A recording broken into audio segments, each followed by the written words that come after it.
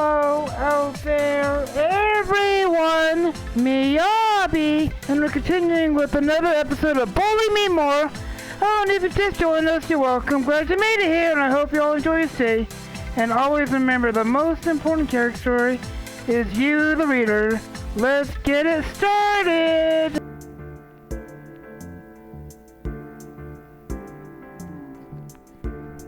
After these moments, after a tense moment, Keinon returns the photo to Mitsuki. No thanks! I don't take bribes. But think of your fate. If my dad gets promoted, he'll want it to be because he's a good teacher, not because someone else was pulling strings. So your intent is on revealing my little secret then? Keinon shakes her head. I've got a counter offer. Let me watch and I won't say a word. Watch what? Obelisk the Tormentor bully you. You can't be serious. Keinon shrugs defiantly. Those are my terms. Take it or leave it. Mitsuki glances over at me uncertainly. What choice do we have?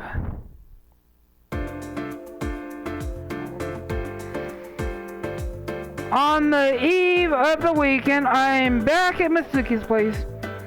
Only this time, Keinon is there too, admiring the decor. This place is crazy! Like a fairy tale castle, only with super fast internet. You sure about this, Keinon? I mean, do you really want to watch me, tear her to pieces? I'm not backing down, Obelisk the Tormentor. Either we do this together or not at all. What should I say?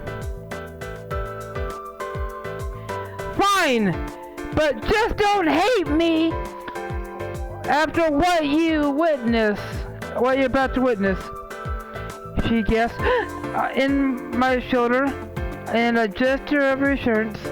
Honestly, I hate the whole idea of the arrangement. That doesn't mean I'll think any less of you, though. Thanks, I think. Just then I glimpsed the rabbit keychain that I bought her. Pennies! You've been hounding me to get a new dog recently. Doesn't mean it's about time you get another rabbit too. She shakes her head furtively, turning slightly pale. We live and get a dog world, Obelisk the Tormentor. What chance does that leave a helpless little bunny? When her eyes focus on my shoulder, I turn to find Mitsuki sauntering into the room. Come with me, Obelisk the Tormentor. We need to talk alone. She eyes Keinon pointedly. There's some cake in the kitchen if you want to help yourself. Forever. We'll be with you shortly, I'm sure. With that, Mitsuki leads me upstairs. After closing the door behind us, she plops down on the carpet. Hey, are you alright? Relax, I'm fine. So why are you lying on the floor? She takes out a remote control and presses the button without a word. To my surprise, the ceiling panel slides away to reveal a view of the evening sky beyond. Quite a skylight you've got here. Breathtaking, isn't it? Whenever I'm stressed, I find it to help to gaze up at the stars. I'm guessing you're stressed because of Keinon. Your friend is an interesting specimen, I'll say that. She has guts, which I can respect. I can understand if you don't want her washing, though. If that's the only way to ensure her silence, then so be it. Besides, I've never had an audience before. Perhaps it'll make things more interesting. She flashes a wicked smile, but I can tell she's nervous. When I try to... The sound is like a whimper. Knowing Kanon, I wouldn't get your hopes up too much. Well, unless you enjoy being nagged to death. No thanks. I get enough of that from my parents already. After a short pause, she pats the carpet beside her. Lie down with me, Obelisk the Tormentor. Let's take a moment to admire the heavens before we unleash hell. She shrugs stubbornly. All that separates pleasure from pain is no more than a matter of perspective. I won't admit to dedicate which one you feel in my company. I consider my option as she stares up at me entreatingly. I've never admitted the stars quite like this before. Given that look in her eyes, she hasn't either. What should I do? It's an enticing view, I'll give you that. She raises an eyebrow. I mean, the stars, of course. Despite to hide my flushing cheeks, I throw myself down beside her. She keeps staring straight up, but I can almost feel her smiling. Nice of you to join me. I really didn't think about you would. Well, how often do you visit a bedroom with its own planetarium? This is normal for me. Guess that makes me a spoiled brat, doesn't it? Well, money and influence can only get you so far in life. I almost hate to say it, but you have genuine talent as well. How else would you keep acting like the test otherwise? It's the least I could do to repay my parents. I don't want them to think I take our privilege for granted. In that case, I think you're only half right. You might be spoiled, but super kissing. You definitely are not a brat. That's quite a compliment. Hearing her shuffle, I turn to find her inches closer. Soon, I could feel the warmth of her arm against my own.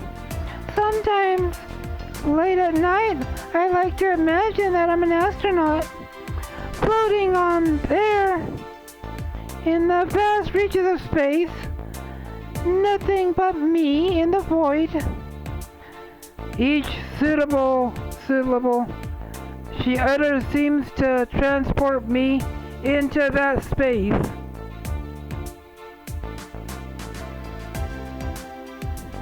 Soon, I feel like I'm cast adrift on the melody of her words. Hello, it's Obelisk the Tormentor. Do you read? Oh, don't mind me. Boring you to death, huh? Quite the opposite, actually. I've never took you for a fanciful type until now. Surely, everyone dreams, don't they? Guess I assumed bullying was a 24/7 thing for you. And as if You don't have anything else going on in your life? I turned to study her face as it lies in my profile. You never let anyone see this real side of Mitsuki, do you?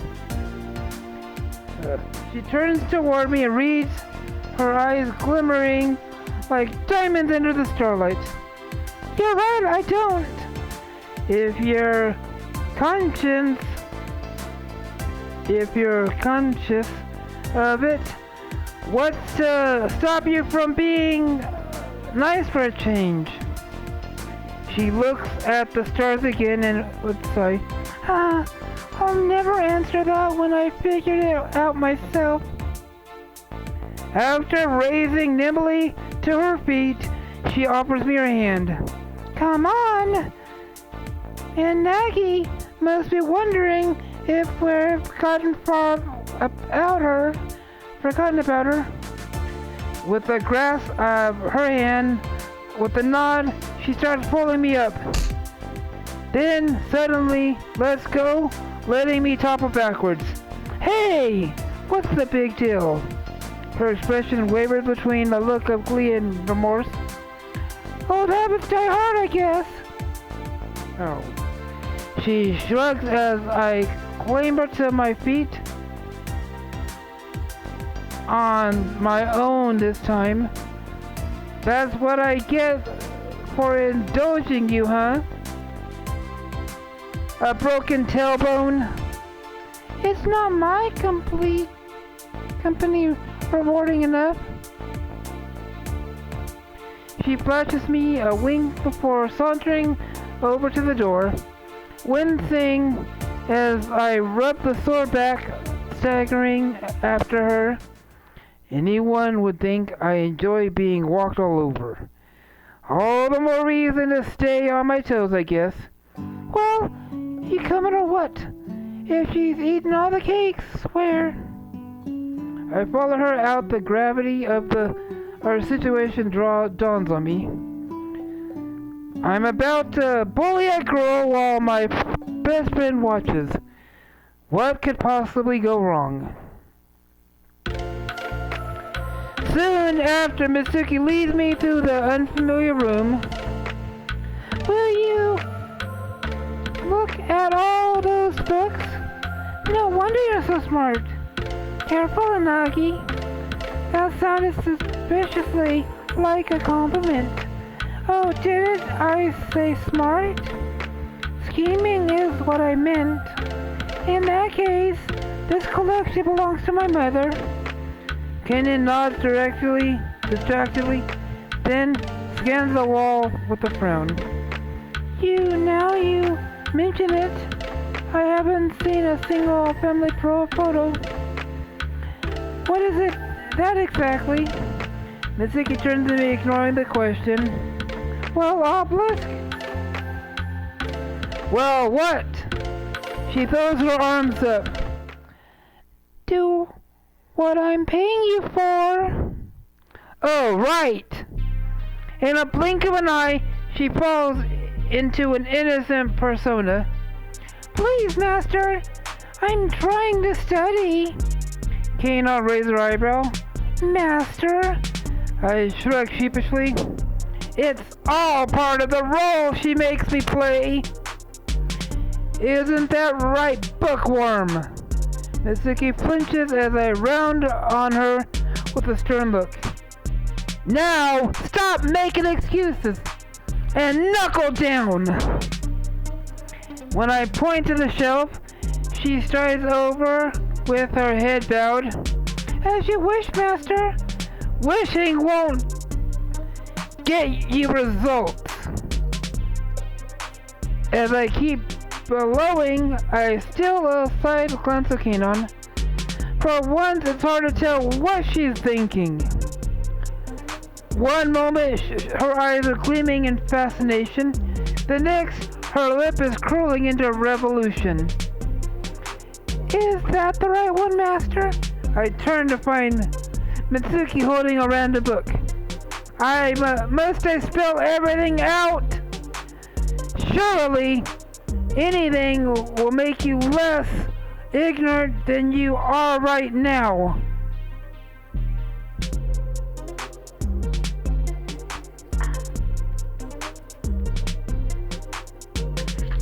You're right, I'm useless. Please don't punish me. Responding to her concealed request, I storm over to the nearest shelf. When I take a volume up and toss him to the floor, making her gasp.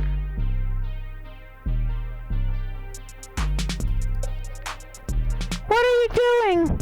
If you can't be educated, you'll have to clean instead. I pull out one book after another as they scatter to the floor, all over the floor. Trash, trash, just like you! As my cries ring out, I glimpse at Canine covering her ears. Stop, please! I don't want to hear this! I'll get straight to work straight away. You better, or I'll toss you into the library return chute. Just then, another noise at the front door, and soon a female voice calls out. It's that you, Mitsuki? Oh, crap's my mother. The lady enters with a frown. What's all this yelling about? Her eyes widen as she notices books strewed everywhere. What happened here? Oh, we were just looking for a particular book. Well, alright dear. Just be sure you tidy up once you're finished. After mustering a stately smile, she returns upstairs. Alright, show's over. Help me with the mess. None of us utter a word as we return the books to their places. Just when I started to think things could get any worse.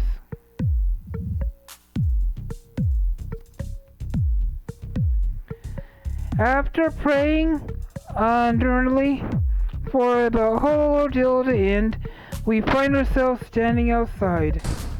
I almost find myself wishing it back when Mitsuki slams the door on us though. Kanon hasn't even looked at me the entire time we spent tidying. When I bow my head, I realize I'm clutching another wad of notes in my hand. This time it doesn't feel like pay so much as hush money. Shall we go? When Kanon nods meekly, we set off together. After a while, silence hangs heavy in the air. Kanon almost seems to drag herself along in her stupor. What should I do? How are you feeling? Like a frog in a blender. I grimace at the mental image. Wanna stop by Kenobi on the way past? I'll treat you to a drink. She shakes her head slowly, swallowing hard. Maybe not the best thing to remind her of. I'd rather just go home. We pass on until I notice her pace is flagging. The way you screamed at her back there opposite Tormentor. She shakes her head, breathing, coming in rag gasps. It was, I don't know, like seeing your evil twin. I never forget that look I saw on your face. And then, all of a sudden, her leg gives out beneath her. Kanon! I managed to grab her just in time to lower her onto the sidewalk. Are you alright? I'm fine, just tired. She tries to get up, but it's clear she doesn't have the strength. I guess that the shock of seeing me bully Mitsuki like that was too overwhelming.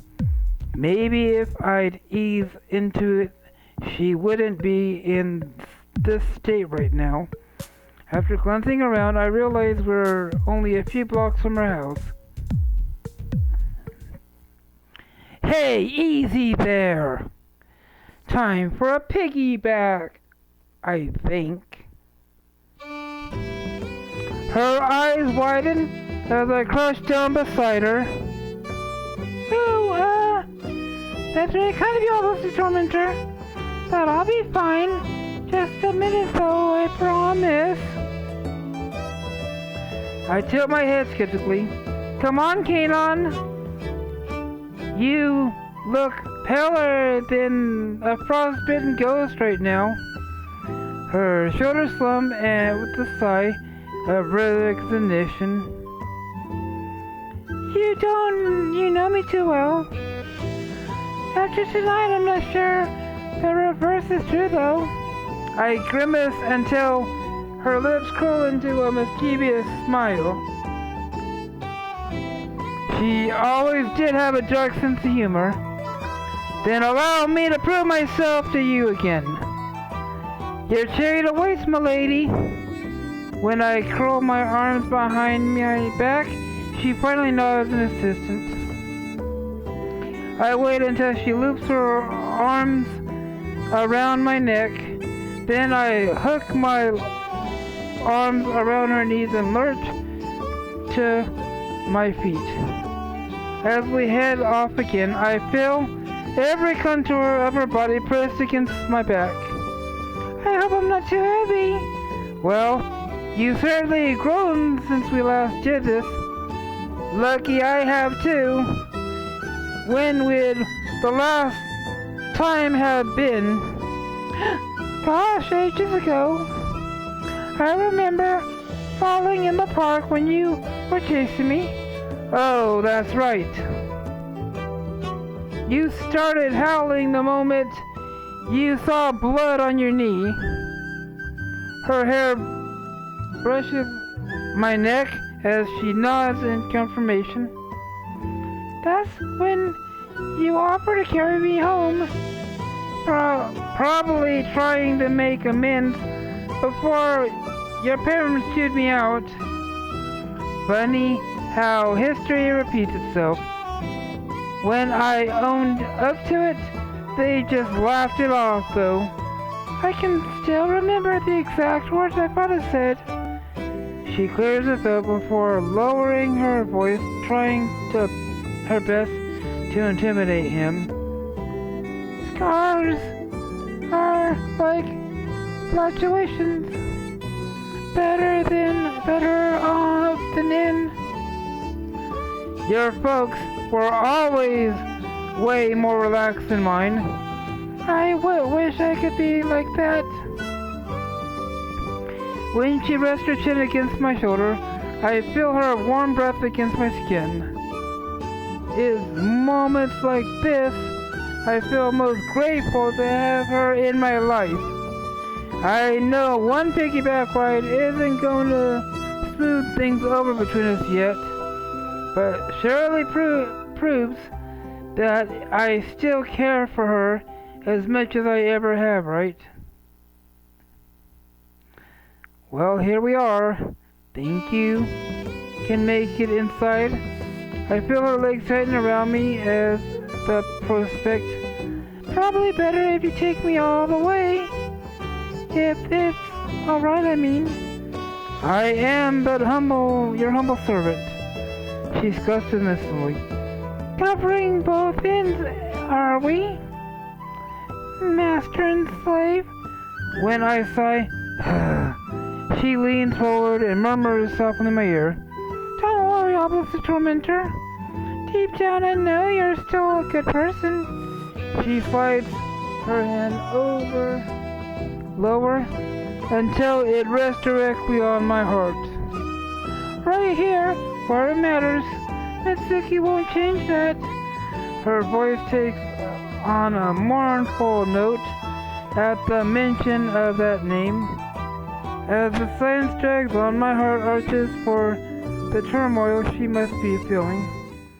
When I can't find the words to console her, I carry her to the door inside instead. Huh? Home sweet home. Thanks for the piggyback ride, Officer Tormentor. I'm not sure I would have made it otherwise. She eyes me gratefully. Hey, what are friends for? Somehow she manages to hit her leg on the coffee table as we head up the stairs. The flurry of curse that follows brings her mother out to investigate. I'm sure Obelisk doesn't appreciate bad language, young lady.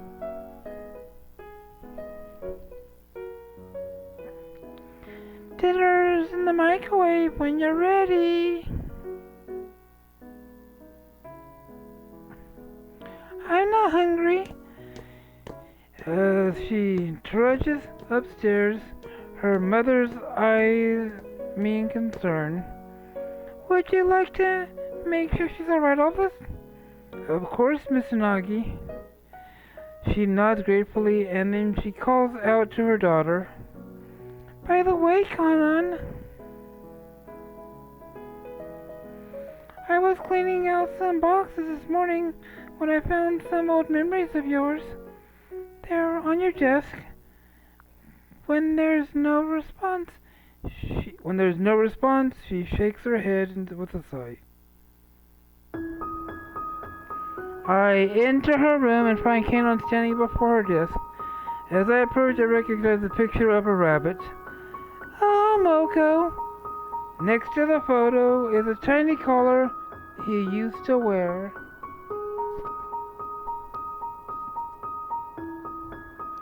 Do you recognize this?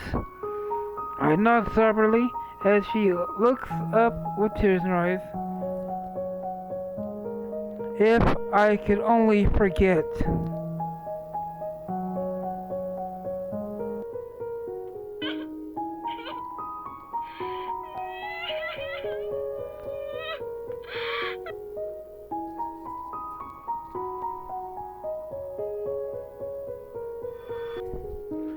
No, Poocha!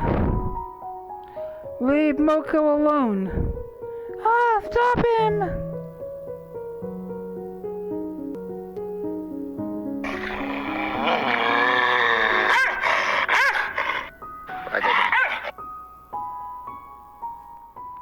Oh, stop him! He's biting Moko. I'm sorry, son. The vet says Poocha caught a nasty virus that makes him aggressive. Can they make him better? He shakes his head. We have to put him to sleep. He'll wake up though, right? Come on, Obelisk the Tormentor. Let's say goodbye. Still feels like yesterday. I break out of my reverie to find Kanan eyeing me strangely. You've been a very naughty rabbit, Obelisk. She starts fastening the collar around my wrist. Huh? What are you doing? She laughs manically.